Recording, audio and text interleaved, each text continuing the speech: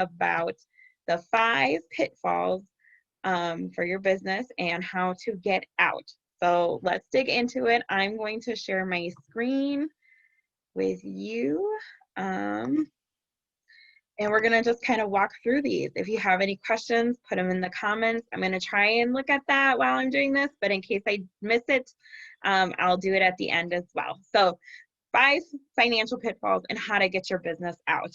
I'm Megan from Your Accounting Sidekick, and I also own Sidekick Accounting Services, and I am here to help support you, to help you be a profitable, successful business. And we are going to talk about some of the things that I've encountered over the years that have stopped businesses from being successful or have created problems that have led to their failure.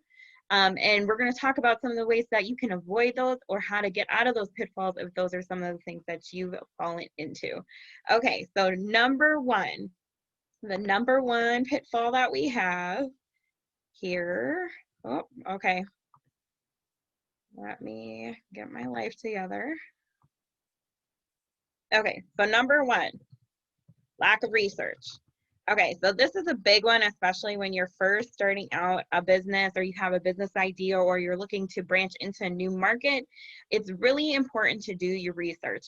And the reason why is because your idea might be great, but maybe the way that you're presenting it is wrong. Maybe the market isn't as great as you think it's going to be. Maybe the costs that are associated with it are higher than you were expecting them to be. So you want to make sure that anytime you're going to make a major move in your business or start a business, that you are doing some research. You want to look and see what your costs are going to be. So for example, if you're planning to get a space, what are your insurance costs going to be for that space? What are your utility and rent costs and potential heating costs? And like these are some things that you can actually go and talk to your the electric company that has that property. They can give you that information as to what the average bill amount was. You can call your insurance company and get a quote. You can look at what employment costs might be and estimate that. A lot of times when you're applying for credits, this is something called a projection. So this is kind of where those numbers for projections come from. It's basically educated guesses on what the costs are going to be for your business plan. So the same thing here, when you're pivoting or you're creating a new business, you want to make sure that you're putting together your projection numbers so that you can avoid unexpected costs. You can avoid some of those pitfalls that happen as a result of that. So like if you're thinking it's going to be one way, but then you get a quote from somebody and it's completely different, but you already have that ball rolling. These are some things that you want to look into. Same thing if you have to buy space and build it out, you want to make sure that you're getting quotes from contractors. Typically they do those for free or for a small cost, but that'll give you a really good idea of what at least the base cost of that is going to be so that you can plan. So this is definitely one of the things that I see that you can either get out of or avoid by doing some additional research. Even if you're in the process of doing something, but you got a couple more steps to do, or you need to kind of go back and figure out things, this is a great way to do it. Do some research. So do some research.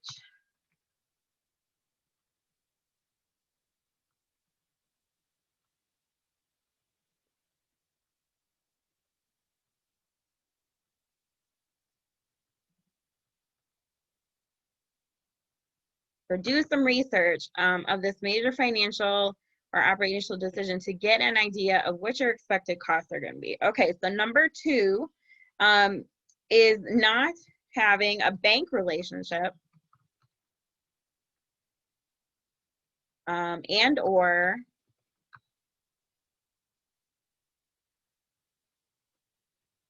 bad credit. Okay, so this is the other financial pitfall that I see businesses run into all the time.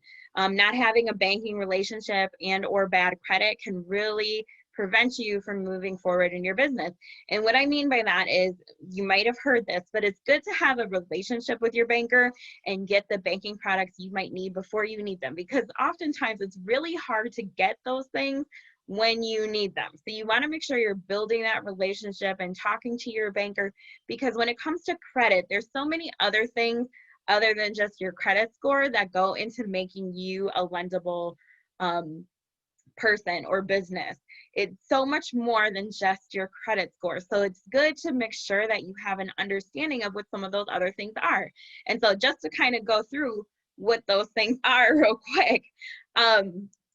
When you go in to get considered for credit, they're looking at a couple of things. One, they're going to be looking at your business history. So if you don't have a business history, this is where your projections and your business plan are especially important, because they are going to be looking at those numbers as like a really big starting place. And if those numbers are like super ridiculous and they're like not reasonable, they'll be like, this person has no idea what they're talking about. They don't know what they're talking about with their finances. They don't understand their business. No way, Jose. So you want to make sure that you have an idea and you do your research. So back to number one, right? Especially when it comes to this and getting credit or being financing, that you make sure that you have done your research for your business plan and that you have given it a lot of thought. It doesn't need to be perfect, of course, but you want to make sure that it's reasonable and that it makes sense. You know, it makes sense to these people who don't really know you, but they're like basically investing in you, because even if you're going through a bank, that bank is taking a chance on you when they lend you money.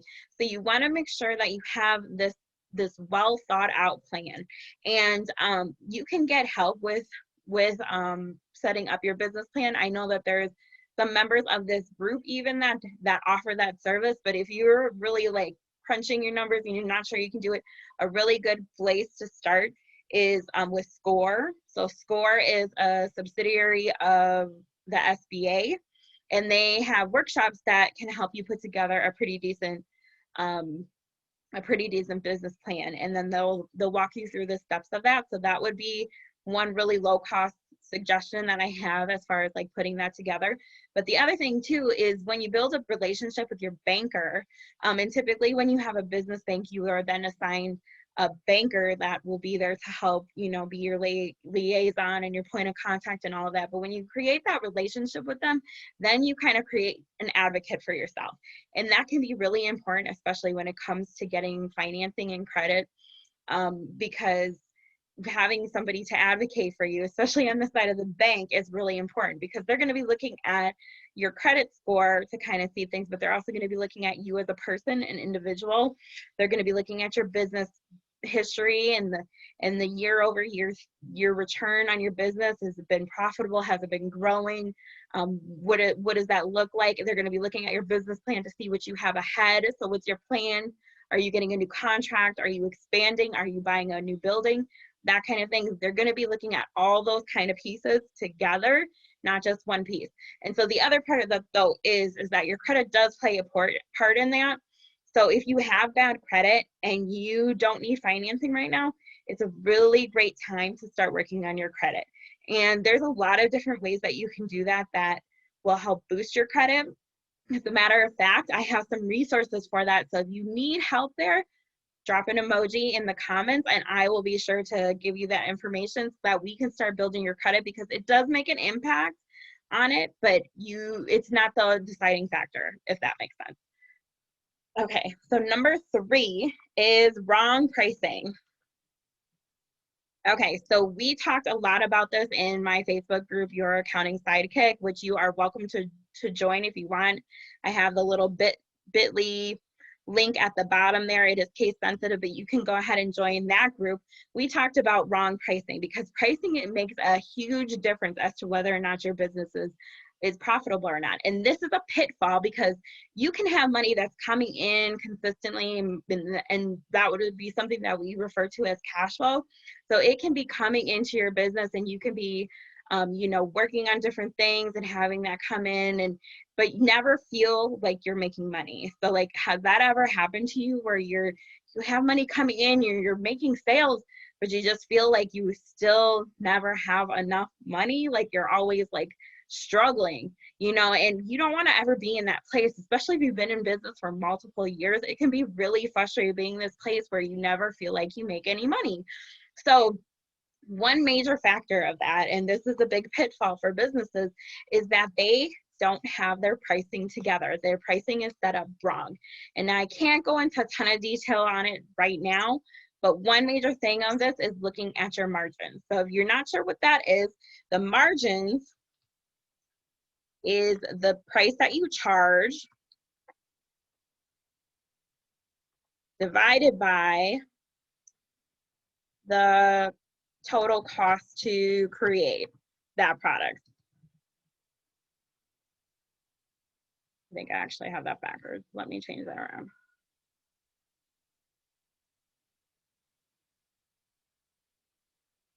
So the total cost that it is divided by the price, the sale price, basically. Whatever you're selling it for equals your profit margin.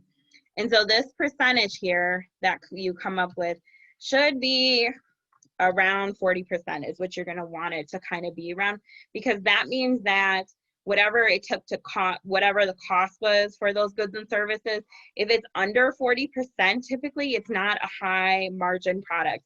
And what happens when that occurs is that all of your overhead expenses need to be covered by that 40%, including your salary. So even if you're a sole prop or a single member LLC where you're not actually getting a salary, you should still be paying yourself like withdrawals. So that 40% still has to cover that amount. And if it's not, if your margins are lower than that, then that can be what ends up putting you into this cycle of never making enough money, or never feeling like you have enough money. There's not money left over in the bank. So some things that you can do right now to get out of this pitfall or to avoid it altogether is to sit down and break out all of your costs for all of the products and services that you have. If you are a service-based industry or business, you should be tracking your hours, because your labor costs are basically most of the cost that's going to be associated with producing those goods and services. And so you want to make sure that you're tracking your time by each client so that you can figure out if what you're charging each client is big enough number that it's covering those margins for you. And if they're not, then you need to really think about changing your pricing. And you can do some research around that, kind of going back to number one, to see what your competitors are charging, and see if you can make those a little bit more on that target. Okay, so real quick, number 4, no accounting impulse to buy and too many draws. Okay, so when we are not tracking our finances and we are taking too much money out of the business, we don't have a budget, those kind of things, you can be spending a lot more money than you actually realize. So you want to make sure that you have your bookkeeping up to date, that you're not just buying things without first looking at your numbers, and you want to make sure that you're not taking too much money out of your business. If you'd be surprised as to how many businesses put themselves into a really tight space because they're taking too much money out.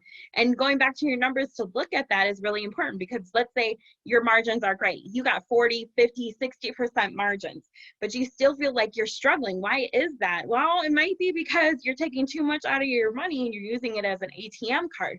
So you want to make sure that you're looking at that kind of thing and making sure that you're not spending too much on your personal stuff, that you're neglecting your business, because you need to have cash flow in order for it to grow. So you want to make sure that you're still paying attention to how much money you're taking out personally, that you're not taking too much out that your business has nothing to grow with. So look at that and make sure that you're looking at what your accounting is. Do your numbers, put it in your schedule. If you're already in this pitfall, put together a budget and stick to it. Being a business owner requires us to be somewhat disciplined. Actually, a lot disciplined. Trust me, I try not to be disciplined. You have to be disciplined in order to be a successful business. So that is one way to get out of or avoid that pitfall. Okay, and finally, number 5, lack of responsibility with taxes. Okay, so this is another big one that I see businesses run into all the time. They just don't know what they're responsible for when it comes to taxes. And there are several different types of taxes that you have. You have workers' comp insurance tax, unemployment tax, but you do have to also pay workers' comp when you have employees, but unemployment insurance tax. You have FICA taxes. So these are the payroll taxes right here. that you have to pay those 2 taxes. But then you also have something, or could also have something called sales tax. And then of course you have your income tax, which is the annual tax. And you got to make sure that you know which taxes you're responsible for paying and filing, and making sure that those are getting paid and filed on time. From what I've seen, a lot of times the IRS is not as aggressive when it comes to these taxes, unless it has to do with payroll. So if those FICA taxes aren't being filed and paid on time, they will penalize you. And the states, I know in Wisconsin here especially, they're very aggressive when it comes to sales tax and withholding tax. And if you do not have those things filed and paid on time, they'll start assessing estimates, and then they'll start putting penalties and interest on those estimates. And then if you go too long, they'll start levying your account. Now, I haven't really heard of the IRS doing that too much, but most of the states I know that have those kind of taxes, they do that. And the last thing you want is for people to be pulling money out of your account. Excuse me. So if you are in that spot, in that pitfall, where you're already at a point where they've assessed estimates and you're kind of, struggling to figure out how to get out, the best thing that you can do is set up a payment plan. Most of the time they are very good about working with you to set something up. They'll give you a goal, an amount that you have to, like a minimum that you have to pay. As long as you can start paying on those and keeping that consistent, they'll leave you alone. They won't levy your accounts, keep up with your current stuff and do that. There's many, many different types of apps and services that can help you keep up with those kind of taxes. So if you need help, ask, leave me a comment or drop me a DM and I can point you in those directions. But the best thing to do is to understand what is all your responsibility when it comes to your taxes. Income taxes, if you have not owed for your business already, you do not need to pay estimated taxes. However, I would strongly encourage you to be saving at least 20-25% of your net income from your sales, because that is a good cushion, at least when it comes to tax time, if you owe that tax. If you are filing as a sole prop or a single member LLC or a partnership, you are going to be paying the self-employment tax, which is an additional 15% on top of whatever your income tax is. So that can add up pretty significantly, especially if you're making a decent amount of money. Those are some things that you want to be aware of when it comes to tax time. So those are some ways that you can avoid or get out of the pitfalls. Remember that running a business is a journey. So all of these different things are pieces to your puzzle. And the best way to handle it is by taking it in steps. If you're just starting or if you're making a new move, do the research behind it. If you haven't already established a relationship with your banker or you need credit, talk to them. Right now is a really, I want to say opportune, but that's not exactly the word that I'm trying to say. This is a very unusual time right now that we're dealing with COVID. A lot of people were able to get financing from PPP and the EIDL loan, and there's been a number of grants and other things out there. Use this time to readjust your business.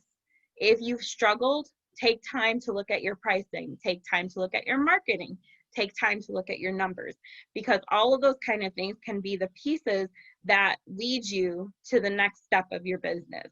The biggest thing with it when it comes to being a successful business is really just not giving up and being strategic and thoughtful about the moves that you make. I always like to call them that they're calculated risks. I made a calculated risk when I stopped working my part-time job before I had enough income in my business, because I knew if I spent that amount of time, I would be able to more than make up for that income in my business. It was a calculated risk. I knew my business enough to know how much time and effort I had to put into it. And the same is true for you.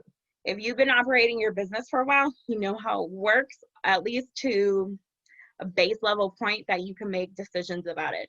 Now it's time to dig into that a little bit more and become more aware of what your business is doing and how it works and how it's operating and what parts of those need to change. So you can definitely do it, and you can avoid or get out of these pitfalls for sure, especially before they get any deeper. It's the best way to do it. If you haven't put together a budget, put together a budget. None of this stuff has to be perfect. I know accounting is very precise, but when you use it to grow your business, it doesn't have to be perfect. It just has to be moving. And that's what we want to make sure we're doing. If you're not sure about what taxes you're responsible for, find out. Find out what taxes you're responsible for. Generally speaking, if you are selling a product, you are going to have to pay sales tax on it. Now, there are some stipulations, and it's different each state by state, but finding out that information is really important. And typically, you can call the Department of Revenue in your state and just talk to them about what that information is, and they can either tell you or point you in the right direction so that you can find out. So do the hard work, do the little work, the menial work, the work that you might not want to do in your business with your numbers, because it's really going to make a huge impact as to whether or not your business is successful. So thanks for watching, and if you have any questions or comments, or if you want to join my group, it's Your Accounting Sidekick, and I'd be so happy to have you, and I will see you again very soon. Thanks. Bye.